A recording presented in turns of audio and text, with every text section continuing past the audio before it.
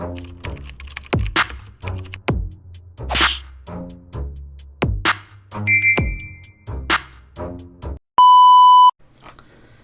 what's up mga kumagain, back ang inyong online judge, walang iba kundi Judge Jenan. Okay guys, 1 minutes pa rin, pero sa pagkakaalam ko, 3 battles na lang sa event na to ang hindi natin nare-review.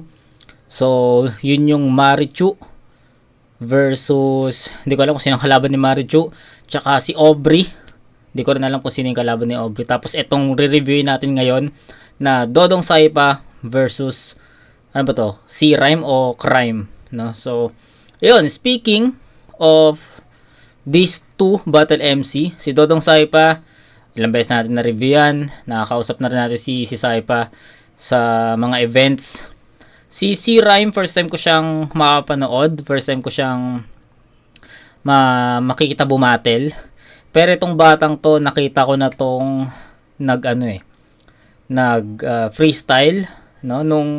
Nung batch 1 ng 1 minutes, kasi sabi ko nga sa inyo, nanood ako nun ng live at syempre may open mic. Ito nakita ko to si Rhyme. Sayang lang hindi ko na videoan yung performance niya. Pero magaling tong batang to na nakuha niya attention ko. Kasi yung mga nag-perform doon, no, yung open mic, sila 7K, sila Ets, sino pa?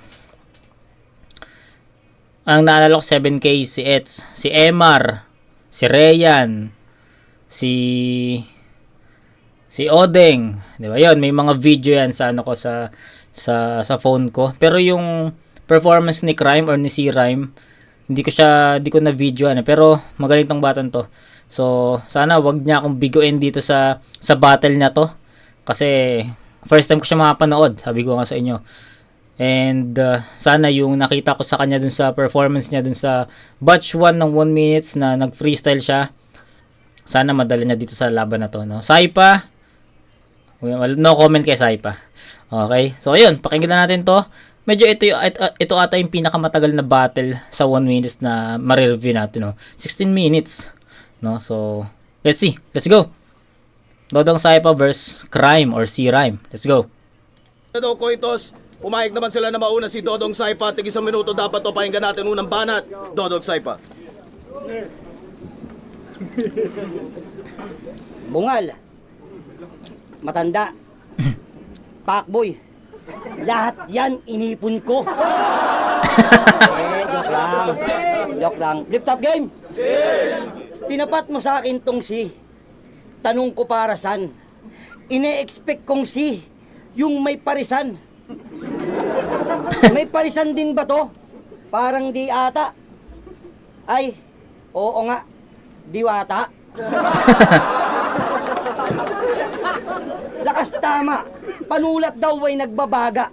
Tigil mo na imahinasyon mo, may tama ka na sa baga. May tama ka na sa baga.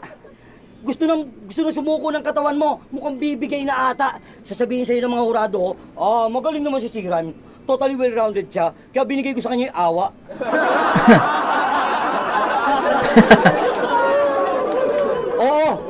Oo, kababata ko yung daddy ni Arik. Kababata ko yung daddy niya. Oo, Okay. kababata ko yung daddy ni Arik at dati ko yung kabrad. Naaalala ko dati si Arik, tumatakbo, hubot-tubad. Kaya si Arik ba kailangan mo? Para ko yung nephew yan, sir. Di si Arik kailangan mo. Nebulizer. Mukha ka pang bibe. May nakapagsabi na ba sa'yo niyan? Mukha kang member ng Wonder Pets na di nakikipagtulungan.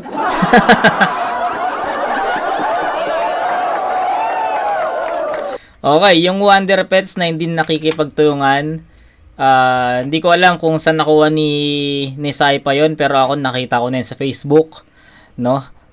'Di ba alam niyo naman yung Wonder Pets, no? Ano ba yun? Basta Bibe, Pagong, hindi ko na alam kung anong isa. Pero meron kasi ako nakita sa Facebook na totoong mga ganon, no? Totoong Pagong, totoong Bibe. Hindi ko na alam kung ano yun eh. Kung anong isa. Di naman ako masyado nanonood ng Wonder Pets. 'Di ba? Nakikita ko lang yung sa mga patalastas dati sa TV. Tapos, ang caption doon sa photo na yon sa Facebook is, parang for sale kasi hindi nagtutulungan. So, kung familiar kayo sa Wonder Pets, magigets nyo yung photo na yon, yung caption na yon na, di ba nga may yon? Tayo nasa patalastas kasi laging ganun eh, di ba? Hindi ko na alam kung ano yung pinaka kanta nung Wonder Pets na yun, pero 'di ba parang ang tema doon is magtulungan sa kapag yung tatlong hayop na yun. Hindi ko na alam kung ano yun eh. Mas tagal na nun. Parang high school pa lang ata ako. So basta yun, nung nakita ko yung caption, syempre natawa ako doon, nagets ko yun. Tapos ngayon ginamit ni Saipa yung angular. Hindi ko alam kung nakita rin ba ni Saipa yun or what, pero ako pamilyar ako dun sa ginamit ni Saipa. Sabi na ba sa'yo niyan? Mukha kang member ng Wonder Pets na di nakikipagtulungan.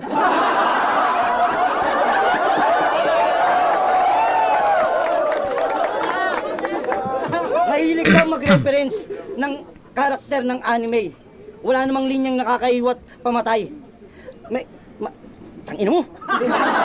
Mahilig pa mag-reference ng karakter ng anime. Wala namang linyang nakakahiwat pamatay. Feeling super mode na Ichigo porke mukha siyang bangkay. Bars. Champion ka ba ng pulo? Kwento mo yung tanga. Hindi ikaw yung champion na gusto kong itumba. Ngayon boss, kung gusto mo si Dodong ay magpakabis, ilabas mo si Laksat. Luxuria. Okay, so kampiyon? Hindi ko alam sabi ko nga sa inyo, first time kong mapanood si Crime or si Rhyme sa Bumatel. Pero kung kampiyon man ng pulo, no, ng titulo, sa titulo ba? So saan? Anong year? Kasi ang 2022 si Laxartis, ang 2023 si Prince. Tapos ang 2024 ongoing, 'di ba? So yung 2021 hindi pa kasi ako bumababa sa tournament ng ng titulo no. Siguro next year umpisahan natin mag-review ng pulo next year kasi ngayong year tapusin natin yung Isa Buhay 2013 Tapos for sure matatapos din ngayong taon yung Pedestal 3. For sure matatapos din ngayong taon ang Matira Mayaman. So maraming tournaments ngayong taon So tignan natin next year kung makakapag-start tayong babain ang titulo or yung pulo sa mga, especially sa mga sa mga tournaments. Yun ang next project. Okay, so ayun. Round 1 ni Saipa. Kita nyo naman, focus on jokes. Wala tayong masyadong narinig na mga mabibigat na nasuntok doon. Pero sa jokes, tangin na Saipa yan diba? Entertainment talaga yan. Ilang beses natin napanood at na-review si Saipa sa FRBL. Sa Motus, diba? Lumaban siya sa Motus. Pero ayun, kaya sabi ko sa inyo, no comments sa performance na papakita ni Saipa kasi ako personally alam ko na yung estilo ni Saipa so I'm expecting na ganun talaga, no? Kaya rin naman ni Saipa magbitaw ng mga technical na mga mabibigat na bara, pero sa pagkakataon na to nag-focus si Saipa sa sa mga jokes at mga entertaining lines, no? Pero pasok 'yon, maganda 'yon. Pero sa mabigat na suntok, yun yung hinahanap ko kasi 1 minuto lang to. Diba? Kailangan ni Saipa na maging siksik sa mga mabibigat na punchlines So ayun, tignan natin si Crime dito. Ilabas mo si Laksat. Luxuria. Utal-utal lang puta. Kala mo, veterano? O ako'y may pares kasi laging kompleto, Ricardo. Putang ina, hawig ko si Diwata. Tama. Check nyo aking profile. Ikaw si Pacboy na may cherry, mobile. Mga Android phone ng puta na walang charger. Pangilan ko. 3 seconds na lang bilang rapper. Game! Experience muna, flip top game! Unang tungtong. Kala ko all god na yung pinadala. Malaman lamang ko, Dodong, isang old lang na may gout sa paa. Oo, hirap na humakbang. Hirap. Oops, teka lang. Okay. May naririnig ako kay Crime na battle MC. Pero ayoko munang sabihin kung sino. Pero sa performance, sa gestures, merong kaparehas, no? May kaparehas. sa paa? Oo, hirap na humakbang. Hirap na humakbang. Dito bago lang pero yung edad para nang magre-retiro. Kaya para makaabante lang, nilakad ni Ray yan kaya makapasok ang misteryo. Ano sir, si Dodong ba? Dapat ipares sa aking overload bawat atake. Alam nung to'y lolo na, kahit may tungkod dito sa akin babalanse. Menor, pero di edad, basihan para panisin kita. Senyor, di ka bagay maging citizen dito, senior citizen ka na. Kaya kung dadaanin mo lang sa gulang, yan ay huwag mong tatangkain. Tiyak kong tatangkain. Kala nyo si Tatang galing? Ulul, pagtapos nito, ikaw yung tatanggalin. Kasi iba yung magugulatin. Sa panggulat, magsumulat talaga. Ako, ibang klase yung talim, tagus sumugat kahit makunat ka na.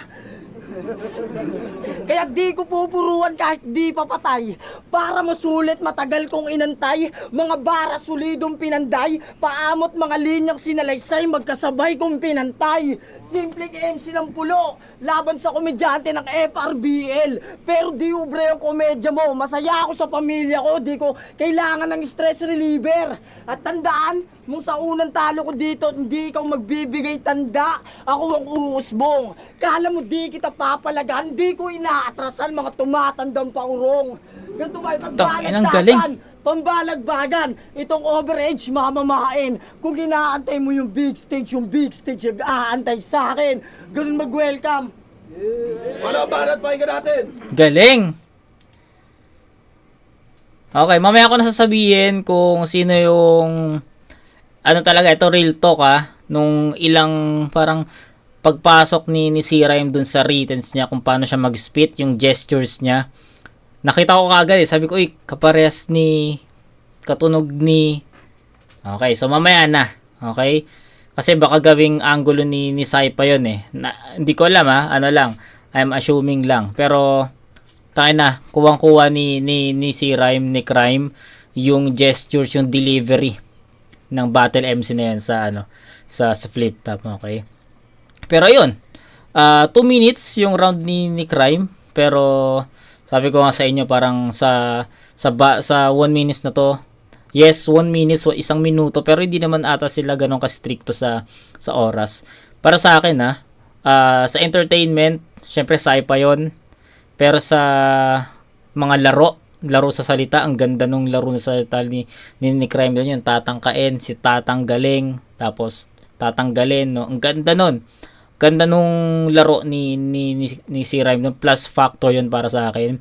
Delivery, yung intense deliberation, ang ganda nun. So yun, deserve ni Crime yung round 1 para sa akin.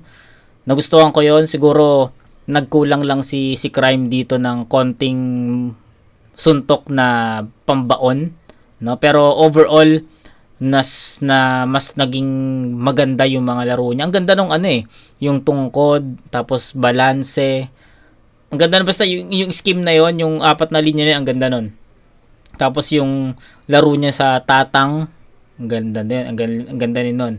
So yun, para sa akin, sobrang epektibo ng ginawa ni C. Rhyme dito, pero gustuin ko mang bigyan ng 10 punto si C. Rhyme dito or si Crime dito.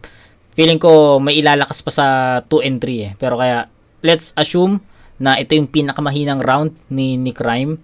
So, I'm expecting more sa 2 and 3. No? Pero so far, siguro nakulangan lang ako. Then, nakulangan din ako sa mga mabibigat na punchlines pa ni Crime na alam kong kaya niyang i-generate. No? Alam kong kaya niyang i-set up ng malupit. No? Kay Saipa, for entertainment, tayo na walang duda. Lap trip yun, maganda yung mga jokes, pero punchlines, effectivity ng mga solid na linya, I'll go with Crime doon. So ayun, bigyan natin ng 9-8 na score to in favor of Crime. Round 1, kanya yun. So napakasaya pala sa'yo ng pamilya mo. Ang tanong, anong paki ko? Pamilya mo yun, sayong-sayo yun. Kung ka nga. Round to game. Habang pinapanood ko mga battle mo, meron lang ako napansin at nasita. May nakapagsabi na ba sa iyong kamukha mo din si Dami Tokosita? Dami Tokosita. Gago. Mo, no? Para kang payat mo, no? Para kang karakter ng anime. Ano ba bigas nyo sa bahay? NHA? Sa payat mong yan, medyo duda ako. May medic. Pakiangat kung check nyo nga kung naaangat pa yung braso. Aminado naman ako. Pinalaki rin ako sa Ambrad. Ikaw, alam mo ba saan ka pinalaki? Sa ambag. Nag-ambag.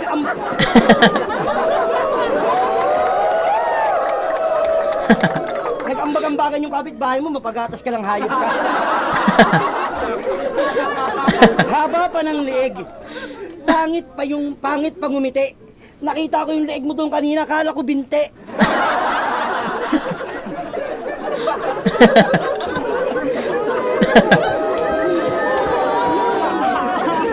Tang-inang leeg yan ng putang ina pang 6'9" ang height. Kasama na ba isa kamag-anak mo dyan o sa'yo yan lahat? Kasama na, may linya pa sabi niya, oh.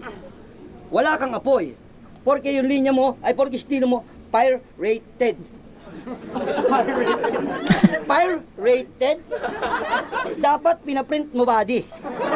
Yung pirated, ginawa niyong pirated. Kagagaya mo yan kay Mark III. Ratatatatat, ratatatatat.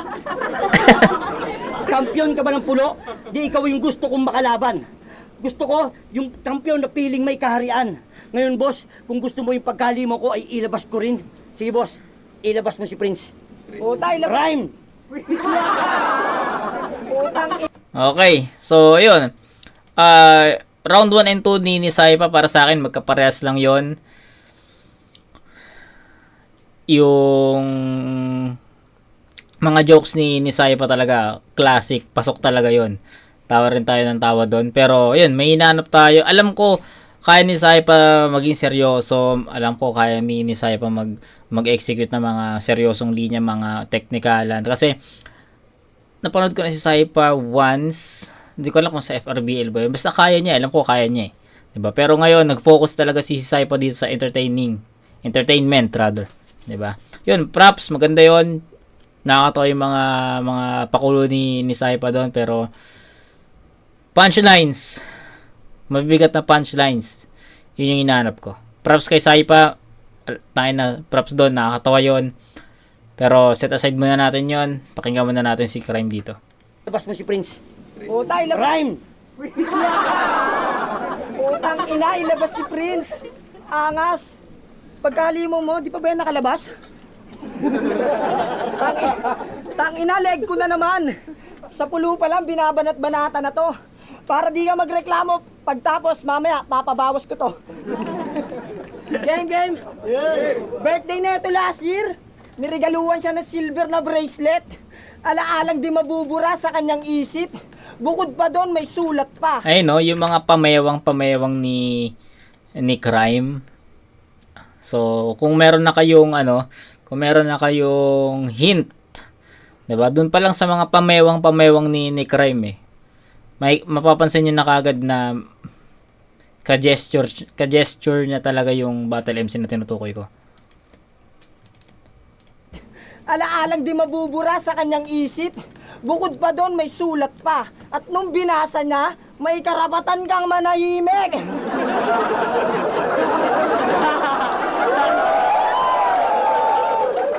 Inaresto na pala ang puta. Isipin mo yon, binasahan ka ng Miranda rights kahit di ka marunong magbasa. Sa Miranda rights. Tangay na, kuwang-kuha niya talaga yung delivery, yung gestures ni Mot. Ayan na, sinabi ko na. Para sa akin lang naman. Pansinin nyo lumaban or bumatel si Mot. 2017 yung kung kailan siya nagkampiyon. Doon maraming gestures si Mot doon na ganito katulad kay Crime. So ayun, para sa akin, yung delivery ni Crime, yung gestures ni Crime, may pagkamot talaga siya. So ayun. Sa Miranda ka na nga lang nagkakarex, tang ina mo, nakulong ka pa. Maiyak-iyak pa yung mata. Nung sa selda, direkta dinala. Yung kaso niya, di masara kasi nung nahuli to, naglalak pa yung panga. Sabi niyo, di ako adik sir, nangangatan lang. Ayos ka lamigin, no? Tag-init.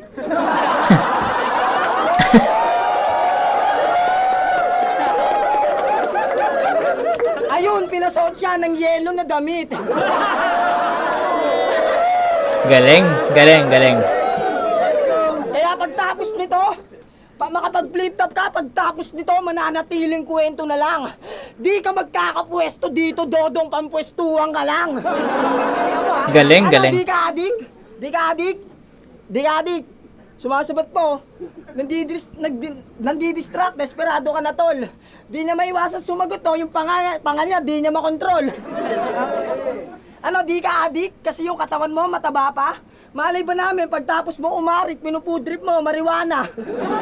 Yung pinagbuksan mo ng pinto, sir, oh, parang may katok. Siguro nung pinik mo to, bad trip ka at board. Ano ba yung pinagkukuha mo, Enigma, parang kukunin na ni Lord?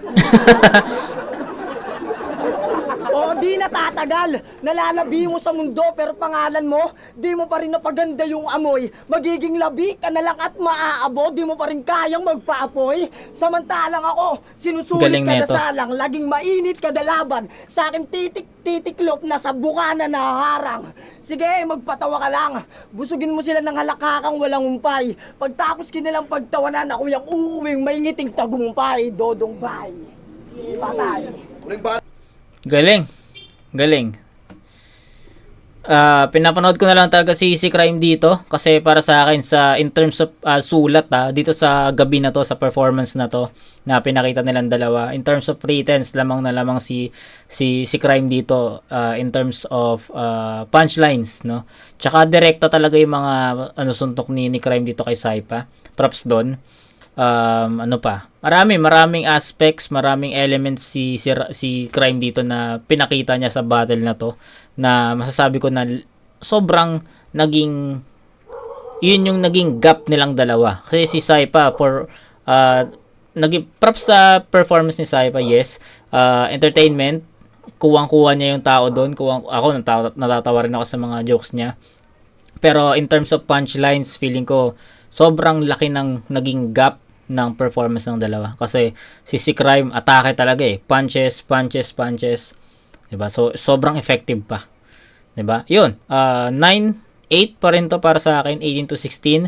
And sabi ko kanina, sa dulo ko na sasabihin kung sino yung nakikita kong kaparehas ni Crime sa flip top na performance, no, sa delivery, sa gestures. Mot talaga siya para sa akin, mot talaga siya, 'di ba? Yun lang naman para sa akin. Ewan ko kung iba yung nakikita nyo, pero ako syempre si Mot yan eh. Alam ko na yung galaw noon, alam ko yung performance noon, alam ko yung mga gestures noon. Then nakita ko si Crime na sabi ko, puta ka parehas, 'di ba? Yun lang naman. Adik ka ng adik, masaya ka na yan. Hindi naman tayo adik biktima lang.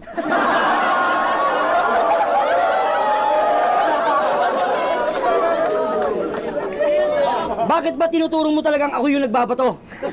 Hiyang-hiya naman ako sa katawan mo. Flip top game? Ngayong construction worker na yung katapat mo. Tsak, mabubuhusan. Itong piling pader, maso, subukan.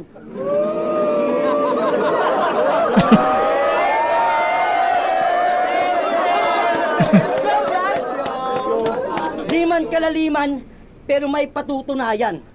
Sanay man kami sa marumi, pero malinis kitang pinagtrabahuhan. Kung sanay sumukat, medyo salbahe. Alam mo ba yung sukat? Doon yun sa Paranaque. Doon yun sa Paranaque. Kaya kampiyon ka ba ng, ay, ina mo, nabubulok siya. Sa pulo ba, ikaw ang unang kampiyon? Mali, nag-skip. Nag-skip. Teka lang. Ito pala yun. Kaya tong payatot, tsak olat chong. Kahit anong apply mo ng job, di yan pasok sa construction. Oh, di ba? Nailusot pa rin. Ikaw bang, sa pulo, ikaw bang unang kampyon? Dito sa akin, Chip, isa lang tong kangkong. Kaya tong DS... Kaya tong DS na inakala nyong mababasahan, parang dumanta sa bonus lang pala pagdating sa dakdakan.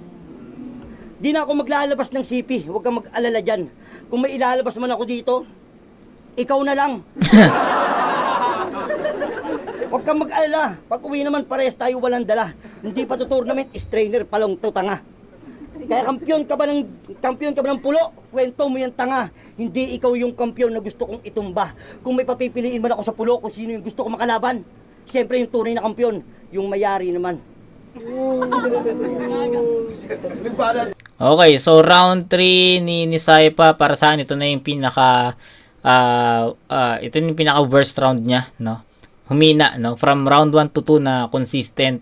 Round 3 bumaba si Saipa doon. Nagka-rumble yung mga verses niya. Paghalo-halo niya yan. So ayun. I think enough na yung explanation ko sa round 3 ni Saipa. Kita nyo naman siguro na hindi na naging ganun ka-consistent, hindi na naging ganun kalinis yun. Tangina, pinapalabas ako. Gaano ka kagago? Huwag mo na akong palabasin. Ako naman lalabas na panalo. Tangina, kung pinapaawa pa yung trabaho niya construction, oh, lupit mag-construct, paluin kita ng hollow blocks. Gang! Sulitin na ito, last round daw. Nung sinabi kong masaya ako sa pamilya ko, inggit sa kanyang mata, di niya matago. Kasi di niya nilaban pamilya niya at sa bisyo nagpatalo. Nakaraan, masalimuot, madilim landas na nilakaran. Di mo sana yan naranasan kung ginamit mong maayos iyong ilaw ng tahanan. Yan ay kasalanan na kahit buhay mo di kayang bayaran, pero ba't di mo yan naisip? Masarap magkapapel bilang ama, pero bakit kapalaran sa bato mo iginuwit? Ayaw mo nun? May pamilya kang katabi, pantanggal pagod, pero ginawa mo, nagpakalunod. Di mo inisip kinabukasan nila, mas pinili mo di makatulog. Alam niyo kung bakit ito iniwan ng asawa niya? Bakit? Pangkain na lang nila, pinangkakain niya pa. Wala ka nang gamit sa inyo, tangina mo, gumagamit ka pa? Ikaw lang yung kilala kong sinuwap yung pamilya sa bato, tarantado. Paano mo natanggap na yung tiyan nila salat habang ikaw kargado? Kaya ito, namnamin nyo.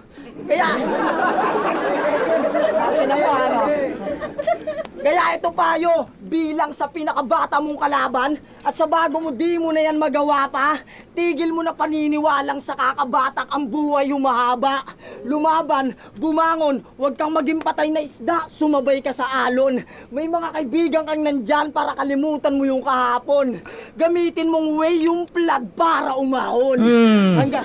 Hanggat may buhay, may tsansa. Kalimutan mo yung masama mo na gawain.